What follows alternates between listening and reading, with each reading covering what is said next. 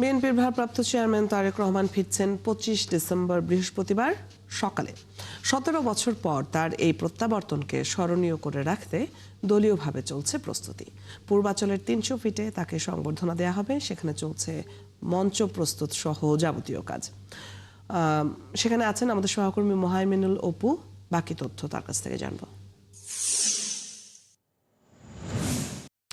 অপু, পূর্বাচলের সংবর্ধনা স্থলের প্রস্তুতি কেমন চলছে জানাবেন।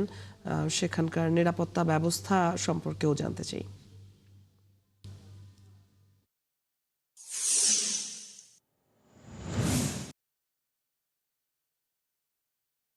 ইতিমধ্যে কিন্তু মঞ্চ নির্মাণের যে কাজটি সেটি প্রায় শেষের পথে হয়েছে এবং এখন যে কাজগুলো বাকি রয়েছে সেগুলো হচ্ছে আলোকসজ্জা এবং লাইটিং, এগুলোই কিন্তু করবেন। তবে এই তারেক রহমানের 17 বছর পরে স্বদেশ প্রত্যাবর্তন দিনটিকে ঘিরে কিন্তু বিএনপি নেতাকর্মীদের মাঝে তাদের কিন্তু যে উচ্ছ্বাস সেটি কিন্তু আমরা দেখতে পাচ্ছি এবং তারা কিন্তু সকাল থেকে করে রেখেছে এই 300 ফিটের রাস্তা এবং আমরা দেখতেই পাচ্ছি যে সন্ধ্যা হয়েছে। এখন পর্যন্ত কিন্তু বিএনপির বিভিন্ন শ্রেণী পেশার নেতাকর্মী যারা রয়েছেন রাজধানী ঢাকা ও ঢাকার বাইরে, তারা কিন্তু এই 300 ফিটে যেখানে মঞ্চটি করা হয়েছে, যেখানে তারেক রহমানকে সংবর্ধনা দেওয়া হবে, সেখানে কিন্তু তারা অবস্থান করে মিছিল করছেন।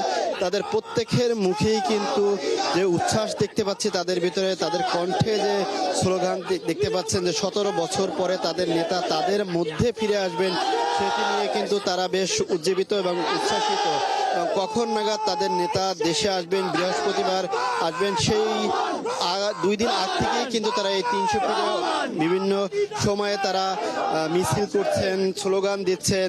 দেখতে পাচ্ছেন যে এই মঞ্চের আশেপাশে কিন্তু বিএনপি নেতাকর্মীদের এখনো ভিড় রয়েছে এবং অনেক নেতাকর্মীদের সাথে আমরা কথা বলেছি। তারা যেটি বলছেন যে তারা তারেক রহমানের আগ পর্যন্ত তারা এখানে থাকবেন। এরকম কয়েকজন কর্মীর সাথে আমরা কথা বলেছি যে অন্ততপক্ষে গ্রাম থেকে এসেছেন, তিনি কাছ থেকে তারেক রহমানকে এক নজর দেখবেন, সেই যে তার ইচ্ছা আকাঙ্ক্ষা সেটি পূরণের জন্য এখানে কিন্তু তারা অপেক্ষা করছেন। তার পাশাপাশি কিন্তু যারা এই বৃহস্পতিবার যে তারেক রহমানের স্বদেশ প্রত্যাবর্তন দিনটিতে স্মরণীয় করে রাখতে তারা এই বিএনপির পক্ষ থেকে বিভিন্ন শ্রেণী পেশার মানুষ, রাজধানী ঢাকা সহ ঢাকার বাইরে থেকে লক্ষাধিক মানুষের সমাগম হবে, এমনটি কিন্তু বিএনপির সিনিয়র নেতা তারা নেতৃবৃন্দ তারা কিন্তু দাবি করছেন। এবং তারা যেটি বলছেন, বিএনপির স্থায়ী কমিটির সদস্য সালাউদ্দিন আহমেদ তিনি যেটি বলছিলেন যে তাদের এই তারেক রহমানের প্রত্যাবর্তন এটি হবে বিগত 55 বছরের থেকে কিন্তু সবচেয়ে বড় জনসমাগম হবে, এমনটি কিন্তু বলছেন। এবং